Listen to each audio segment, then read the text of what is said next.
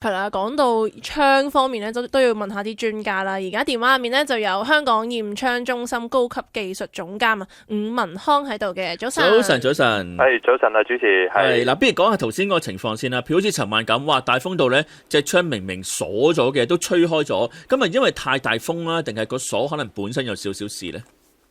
嗱，因為咧，其實香港咧好多嗰啲鎖咧就係傳統嗰啲上下，我哋叫丟落啦，即係上下鎖嚟嘅。咁如果佢用得耐，其實嗰啲係合金嚟嘅，咁佢會老化咗嘅時間呢，其實好多時候後面嗰個鎖窗嘅位置呢，佢就會斷咗啊。咁斷咗嘅話呢，變咗呢，即係你可能呢，你見到有個手柄喺度，咁你又以為鎖到，但實際上呢，後面嗰個落就斷開咗啊。所以呢啲風一吹嘅時候呢，隻窗就打開咗啦。咁好多時候呢，打風之前呢，其實我哋都係建議呢。佢哋咧就全部將所有窗咧試下可唔可以閂埋，然後再推一推佢，睇下可唔可以鎖得實咯。因為呢個就比較重要一啲嘅。如果吹開咗咧，風力太大嘅時候咧，會將個窗架咧都會扯斷嘅，甚至會跌落街嘅。係咁可以點做咧？譬如尋日即係突然間吹開啦，咁發覺原來我哋嗰個雙鎖個系統後邊就壞咗啦，咁可以即刻點樣做咧？係啦，嗱呢個情況咧，要將隻窗咧即係可以嘅安全嘅情況，就將佢拉翻埋嚟先。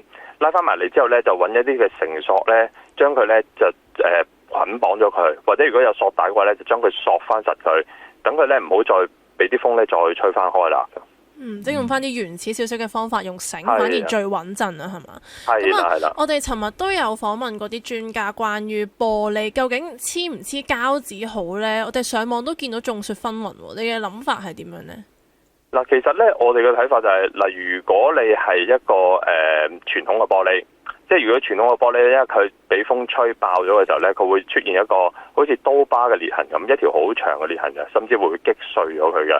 咁因為傳統嘅玻璃碎咗嘅時候咧，再俾風吹嘅時候咧，佢飛落街嘅時候咧，就係一啲好尖銳嘅玻璃嚟㗎，會擊傷到一啲途人啊咁嘅。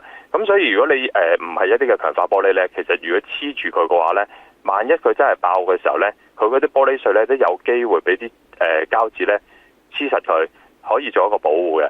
但係咧調翻轉，如果佢係一個強化玻璃嘅話咧，因為佢爆裂嘅時候咧，佢好似一啲果粒咁嘅，即係佢係粉碎咗咁樣跌落街嘅。咁但係咧，佢嗰個面積好細嘅，因為佢嗰啲果粒咧其實講緊係細過50×50mm 嘅。咁相對上咧，其實就安全啲嘅。如果係黐咗膠紙嘅話咧，佢變咗將嗰啲果粒咧，全部咧就黐埋晒一齊。咁佢變咗跌落街嘅時候咧，佢就會一個好大嘅面積嘅玻璃咧，就會跌咗落街。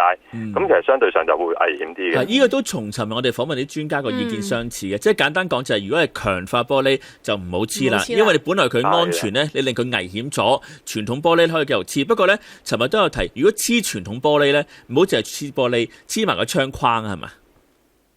其實可以嘅話咧，就盡量黐嘅範圍可能即係多少少啦，因為始終佢擊碎嗰個位咧，你唔知佢係邊個位。譬如你一個交叉位，原來佢喺交叉其他位置撞爆咗嘅時候咧，其實嗰啲嘅碎片咧一樣會跌落街㗎。咁所以如果可以嘅話咧，就其實冇話特別邊個方向嘅。不過如果可以嘅話，就黐密少少就會安全啲。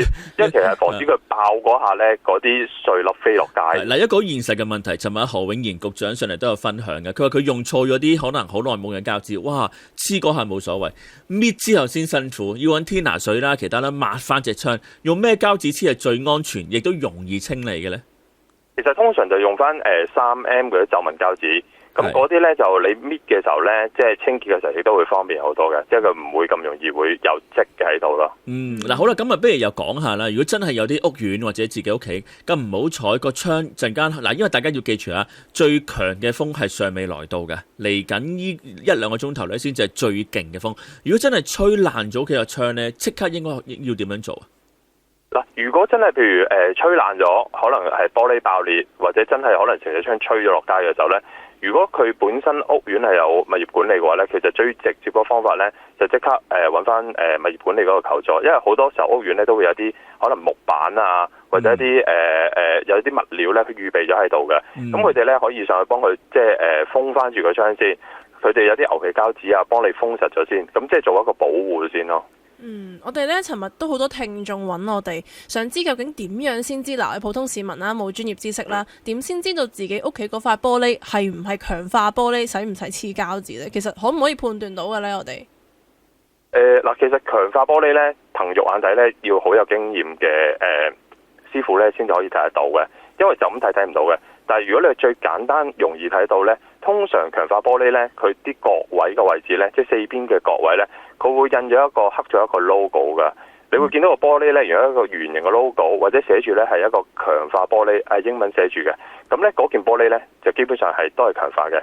咁其實又可以咁講啊，近呢20年新起嘅樓啊，即係近呢20年內咧，其實大致上都會係強化嘅。尤其是咧係中間有件大玻璃嗰啲屋苑，嗰啲咧通常咧佢哋入職俾屋宇署嘅時候咧都做晒強化嘅。嗱，我哋咧上次打風咧，都有啲屋苑有啲居民咧，係成個中間好大塊個玻璃咧，真係吹咗落街或者爛咗啦。咁佢就攞個床褥咧就頂住佢，因為即係真係滲水滲得好勁㗎嘛。咁但係林超英尋日就話：喂，千祈唔好啊！你咁樣咁大個風口，你成個床褥擺喺度咧，連你同個床褥有機會都拉咗出去㗎。咁如果呢啲咁大嘅窗咧，係咪管理處都幫到手啊？定係自己有咩辦法可以即刻頂住先呢？一定係揾管理處求助噶啦，因為佢哋通常即係佢哋都會有啲經驗嘅。好多時候啲屋苑咧，尤其是大玻璃嗰啲咧，其實都會發生啲咁嘅情況嘅。佢哋係有木板嘅，即係我哋通常見到風後求助啊，我哋上去幫佢手嘅時候咧，都係管理處上去攞木板幫佢封咗嘅。係嗱，如果假設啊，真係揾唔到管理處，唔知點解管理處，或者真係冇木板啊，屋企裏邊有咩可以做？定係唔好亂做啦，匿埋喺房就算啦。最好唔好亂做啦，或者真係可能睇下有冇一啲嘅鋁窗公司有緊急維修服務嘅，睇下可唔可以幫到手咯。床褥得唔得咧？床褥都盡量冇，因為你都要搬過去。其實個過程裡面咧，你接近嗰個窗口位咧，其實都係一個危險嘅。所以呢啲都係交翻俾啲可能專業啊或者有經驗嘅人去做。嗱，因為尋日有啲即係專家或者坊間都會提，大家記住瞓覺，如果真係好當風嘅地方咧，你唔好咁近個窗啊咁。講啊易啫，屋企邊個張床褥張床唔係差唔多貼住個窗嘅？其實大部分都係噶嘛，咁可以點避咧？呢啲時候點樣小心啲咧？其實可以做嘅就盡量打風嘅時候咧，就真係落窗簾咯。落窗簾就會多一個保護咯。但係其實就真係好難避免，因為大家都知道香港嘅樓真係唔係話好大嘅面積，咁所以咧呢方面咧，我覺得真係可以落個窗簾做一個多重嘅保護嘅啫。好，咁仲有冇其他嘢想提下大家？坊間有冇啲謬誤啊？或者你見到好多大家會做錯嘅方法？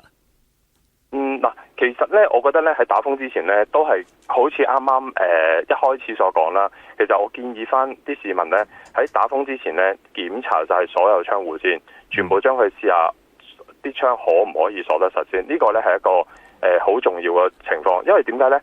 喺即係每次打風嘅時候，我哋接到個求助咧，都係啲窗咧吹開咗，或者吹開到跌咗落街。其實咧，如果假設個窗架真係出現咗有少少壞或者即係有問題，或者拉釘氧化嘅時候咧，如果你隻窗係能夠將佢鎖實咗，而用手係即係推唔開個情況咧，其實通常一般都可以頂得住個颱風嘅。咁但係咧，如果你發覺個窗咧扣實個鎖之後咧，仍然都可以打開嘅時候咧，就即刻喺颱風之前要處理啦，因為呢一個係非常之危險嘅。好，咁啊，今朝多謝晒香港驗窗中心高級技術總監伍文康啊，同你傾到呢一度先啦。文康啊，同你。